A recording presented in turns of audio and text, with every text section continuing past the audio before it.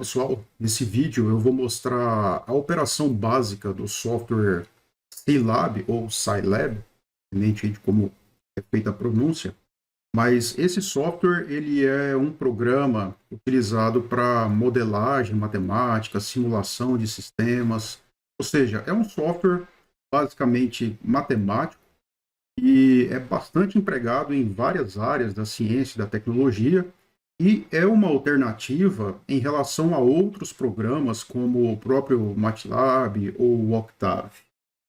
Esse software ele é disponibilizado gratuitamente, ele tem uma grande semelhança com o MATLAB, inclusive alguns comandos são idênticos ao MATLAB, e a vantagem aqui é que ele é disponibilizado gratuitamente, igual eu falei. Então, dá para a gente poder fazer a simulação de muitos sistemas, a análise de sistemas dinâmicos, sistemas lineares, né? E utilizar ele para várias aplicações. Bom, eu vou começar aqui mostrando o site oficial, tá? Então, a gente pode entrar aqui no scilab.org. Então, essa página inicial é a página onde ele já mostra aqui as opções para download do software, e a gente tem a opção de trabalhar com ele com esses três sistemas operacionais, tá? Para Windows, Linux ou OS X. Tá? Então, a última versão, na data que eu estou gravando esse vídeo, é a versão 6.1.1, que inclusive é a que eu vou mostrar aqui, é a que está instalada no meu computador. Tá? Então, uma vez que a gente faz o download, basta instalar ele normalmente. Tá? É um software disponibilizado gratuitamente, então não precisa de licença nem nenhuma ativação. Então, feito o download aí para o seu sistema operacional, você pode instalar ele normalmente. Tá? E uma vez que ele estiver instalado, quando a gente for chamar o software aqui para ser executado, só tome cuidado porque entre os aplicativos que ficam instalados tem esse console e o Advanced Console, que são, na verdade, sistemas CLI, né? Tudo baseado em linhas de comando, tá? A gente vai utilizar essa versão aqui, que é a versão desktop, certo? Então, vou abrir aqui o software, e a gente percebe que a página inicial do software, ela fica dessa forma. Tá? Então, basicamente, aqui nós temos 5 janelas, né? Esse é o layout padrão do Scilab.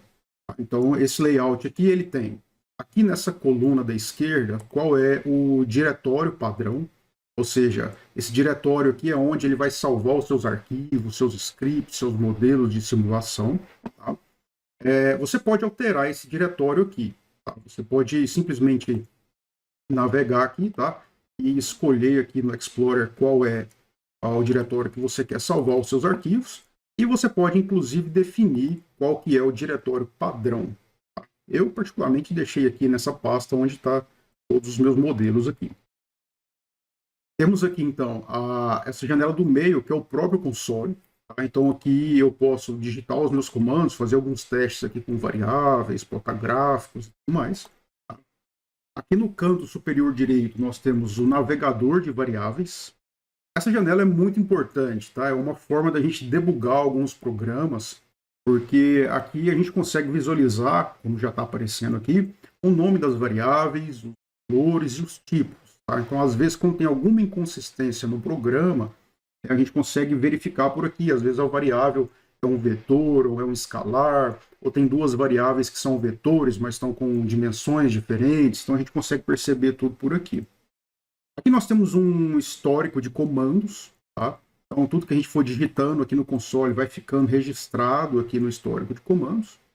E essa última janela aqui no canto inferior direito é uma espécie de What's New, né? Um feed que vai mostrando as atualizações, as novidades aí de versões sobre o Scilab.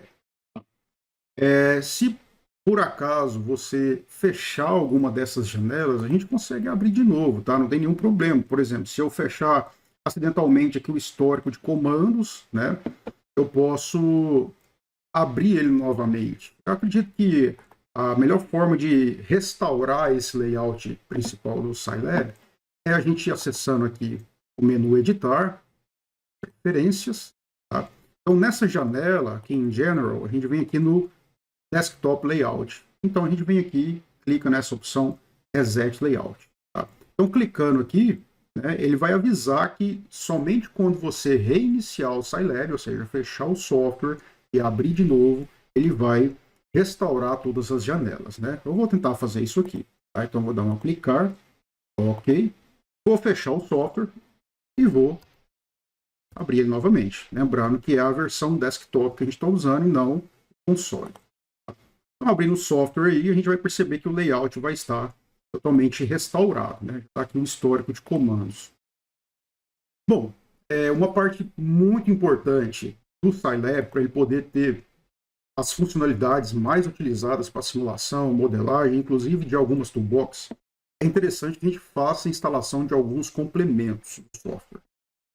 Para a gente fazer essa instalação, basta acessar aqui a parte de aplicativos e nessa opção aqui, gerenciador de módulos Atom. Tá? Então, a gente percebe que está em português o software, tá? Durante a instalação você escolhe o idioma, tá? Isso facilita bastante. O que vai acontecer? Nessa janela principal, o que aparece aqui na cor verde são módulos que já estão instalados, no caso do meu Scilab aqui. Tá? Eu destacaria aqui como importante a gente instalar, principalmente aqui nessa opção, o Windows Tools. Tá? Eu seleciono aqui o Windows Tools.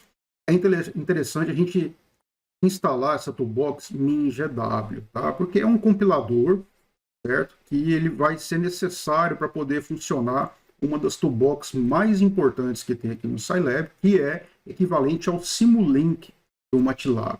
Eu vou mostrar isso em próximos vídeos, mas é importante que a gente faça essa instalação. No meu caso aqui, o botão instalar, ele está desabilitado, porque já está instalado aqui no meu computador.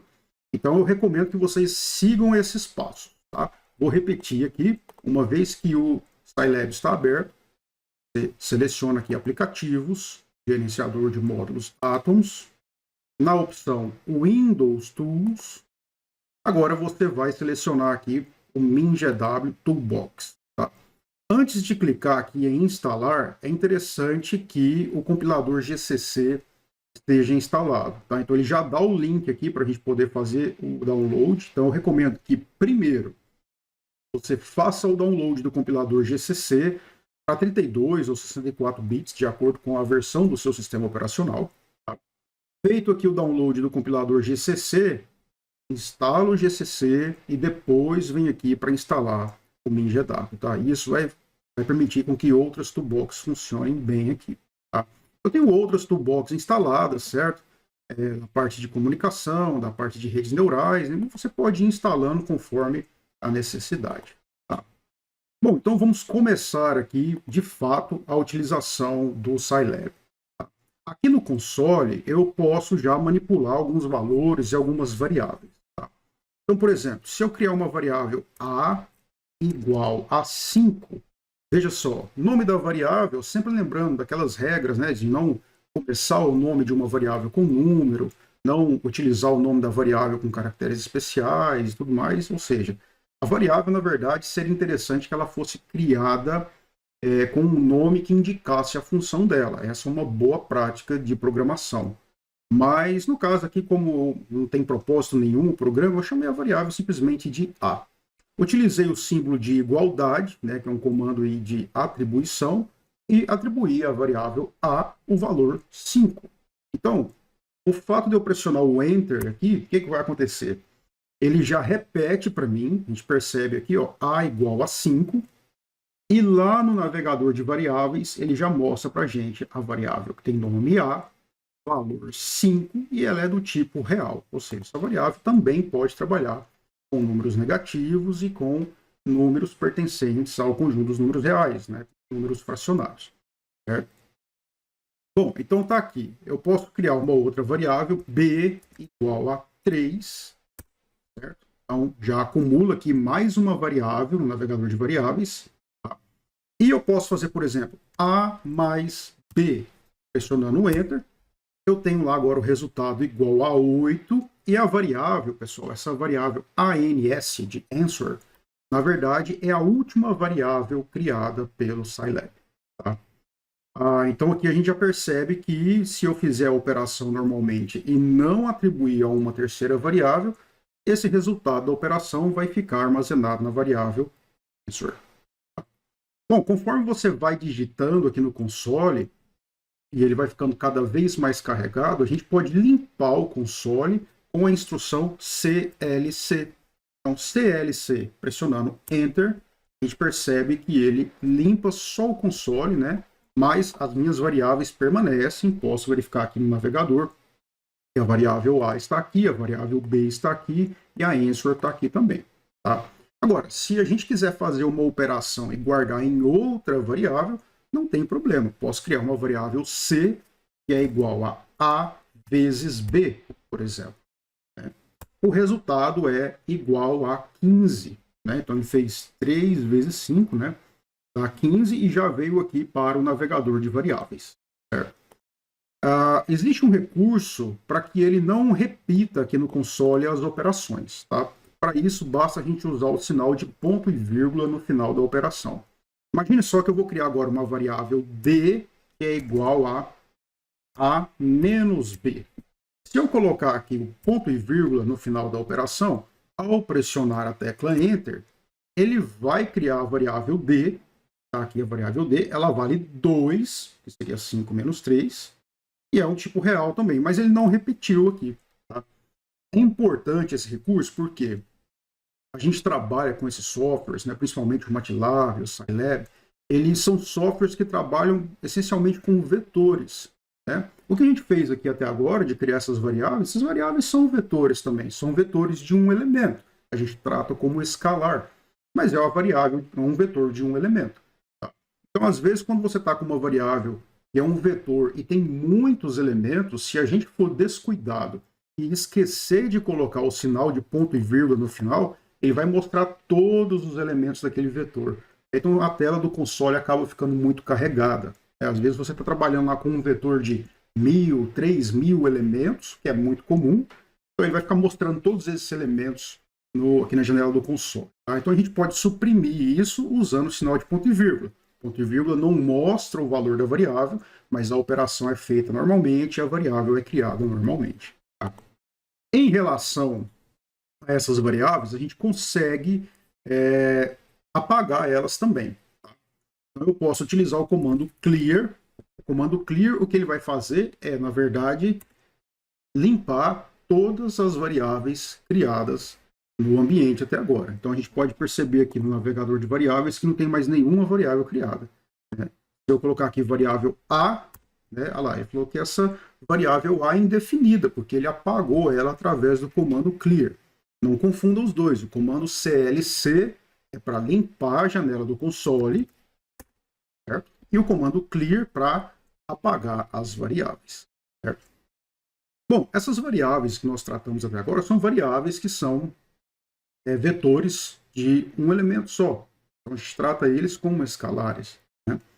Agora, para criar um vetor, eu vou criar um vetor aqui chamado x, vou utilizar aqui o sinal de atribuição, e esse vetor eu posso criar ele manualmente, elemento a elemento, e para isso eu preciso utilizar o sinal de colchetes. Tá?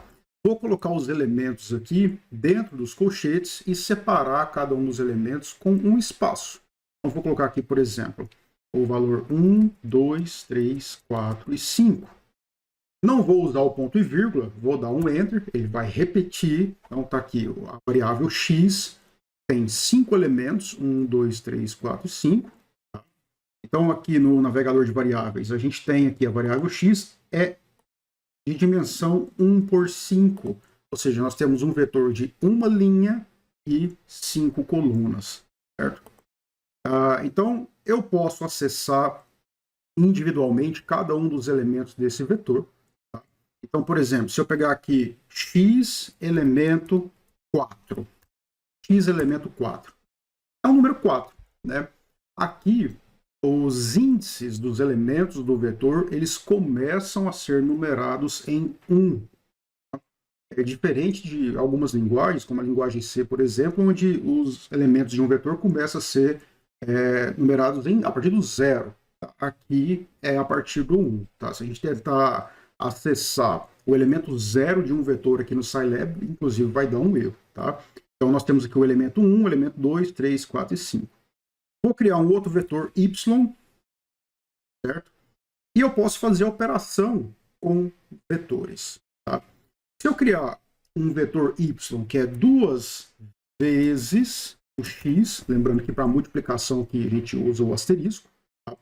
Nós vamos ter um vetor y, né, também 1 por 5, uma linha, 5 colunas, onde todos os elementos de x foram multiplicados por 2. Então a gente fez aqui uma operação entre um escalar e um vetor. Né? Então nós temos aqui os vetores x e y. Tá? Bom, o que acontece? Anteriormente eu cheguei a mostrar como que a gente faz as operações entre variáveis que são vetores de um único elemento, como a gente fez o a mais b anteriormente. Tá? Mas é importante que operações que são feitas entre vetores, elas precisam ter um cuidado especial. Por exemplo, se eu quiser multiplicar x vezes y, certo? Olha lá, ele já vai me dar um erro, né? Ele me dá aqui que as dimensões são inconsistentes. O que acontece? Fazer operação entre escalar e escalar eu posso fazer normalmente. Soma, subtração, multiplicação, divisão, né? Entre escalar e vetor posso fazer normalmente também, porém, operações de vetor com vetor, como eu tentei fazer aqui e deu errado, eu preciso ter um cuidado especial. Tá? A operação de multiplicação de x por y, como x e y são vetores, estou fazendo a operação de vetor com vetor, eu preciso fazer essa operação de forma que o símbolo da operação seja precedido por um ponto. Tá? Então, lembrando, esse cuidado eu tenho que ter apenas quando a operação é feita entre dois vetores. Se eu fizer isso, ele me dá o resultado. Né? Então, não atribuí nenhuma variável, ficou aqui na answer. Né? Então, ele pegou x vezes y, né? 2, 8, 18, 32, 50. Multiplicou elemento a elemento de x por y. Então, esse é um cuidado que a gente precisa ter. Muitos erros que a gente vê de código, de depuração, de simulação, a gente percebe que grande parte desses erros é que a pessoa que está operando o software esqueceu desse detalhe, que estava fazendo uma operação entre dois vetores e esqueceu de colocar esse pontinho. Tá? Então, esse ponto também tem que ser usado para outras operações. Para divisão, no caso de divisão, aqui a gente usa a barra, tá? E para exponencial também. Tá? Se eu quiser fazer, por exemplo, a x ao quadrado, eu vou usar aqui então o acento circunflexo. Tá? Bom, o que vai acontecer? X ao quadrado, ele pegou cada elemento de x e elevou ao quadrado. Não precisei colocar o ponto nesse caso, porque eu estou fazendo a operação entre um vetor e um escalar, então posso fazer normalmente. Se eu quiser fazer x elevado a y, no caso aqui é a operação entre dois vetores, então eu preciso colocar o ponto antes da operação, certo? Aí sim ele vai fazer. Então agora ele pegou cada elemento de x e elevou a cada elemento de y, tá? Lembrando que a variável answer ela vai sendo sobrescrita para cada operação que eu faço, tá? Então a última operação que eu fiz aqui foi essa exponencial aqui, então vai sobrescrever o valor da variável answer. Tá? Então vou limpar a tela aqui mais uma vez com CLC. Tá?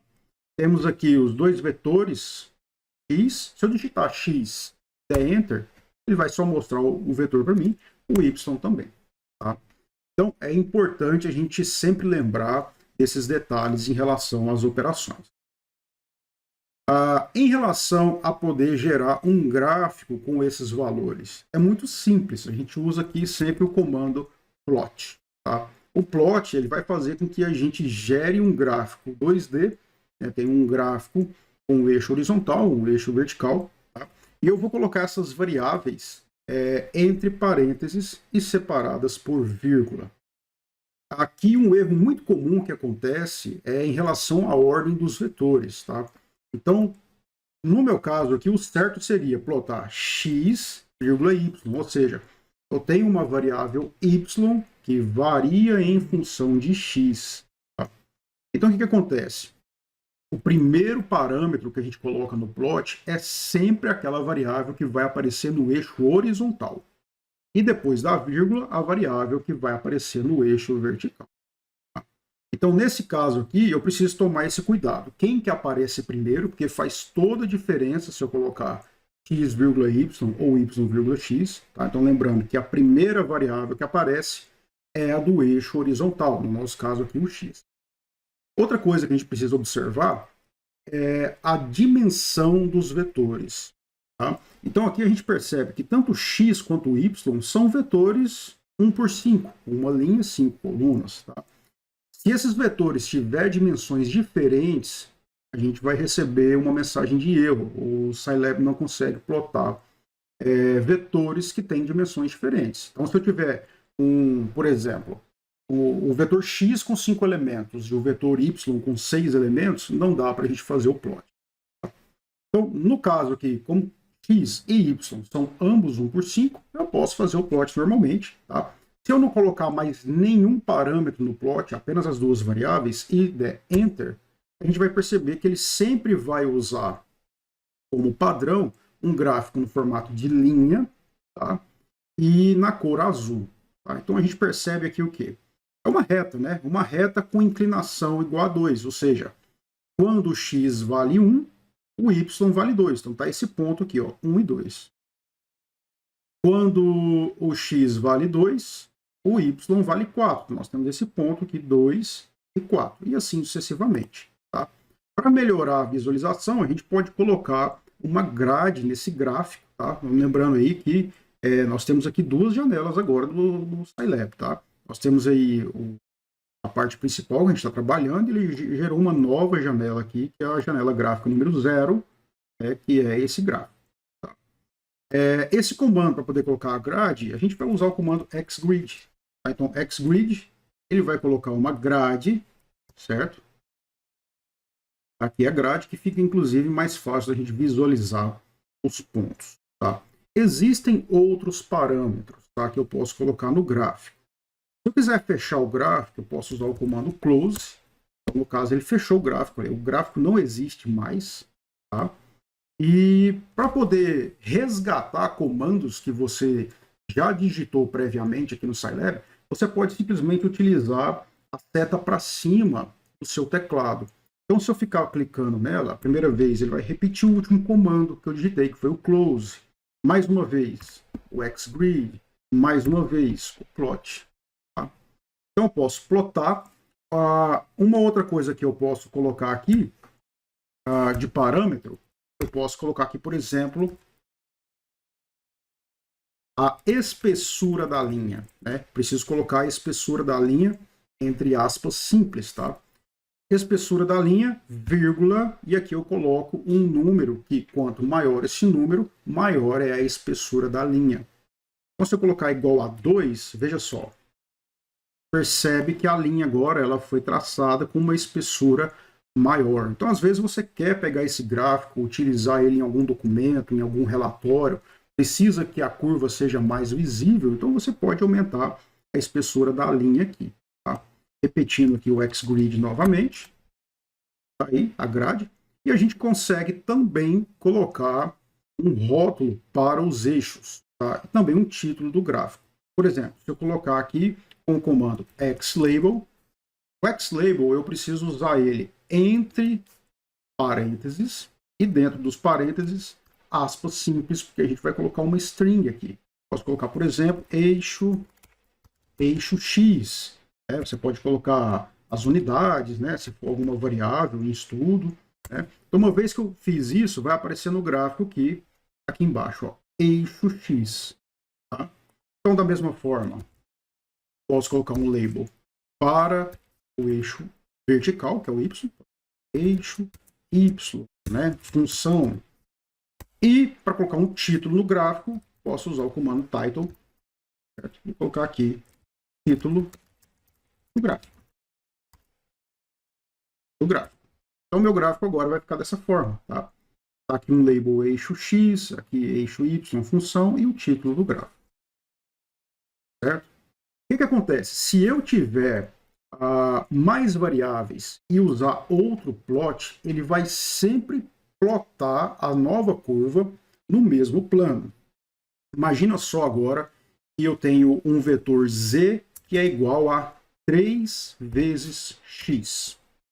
Vou colocar o ponto e vírgula aqui para ele suprimir o resultado. Temos aqui um z, né, também 1 por 5. Se eu quiser plotar o z agora, se eu colocar um plot x, z, o que vai acontecer? Ele vai manter esse gráfico, ou seja, essa linha azul não vai ser apagada, e ele vai plotar também a função z, o vetor z em função de x. Tá? Então, caso você queira diferenciar as curvas que tem aqui em cada gráfico, a gente pode utilizar aqui, entre aspas, simples, a cor. Tá? Então, se eu colocar R, ele vai utilizar o red, que é vermelho. Se eu quiser preto, é K, G para o green, que é verde, e assim sucessivamente. Tá? Eu vou colocar aqui R, vírgula. Vou aumentar a espessura também, então vou colocar a espessura da linha, e vou colocar 3 agora, para a gente ver que a linha vai ficar com a espessura maior. Bom, plotou. Veja só o gráfico agora, como é que está. Então agora, conforme eu vou dando plots, ele vai sempre colocando na mesma janela. Tá? Sempre no mesmo plano, ele vai colocando aí os mesmos gráficos, os próximos gráficos. Tá?